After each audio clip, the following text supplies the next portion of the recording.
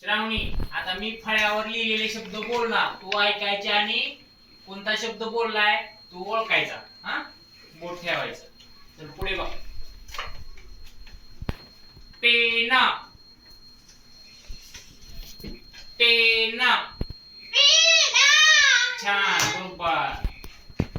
Ball, छान, बरोबर. खडू, बरोबर. खुर्ची, खुर्ची,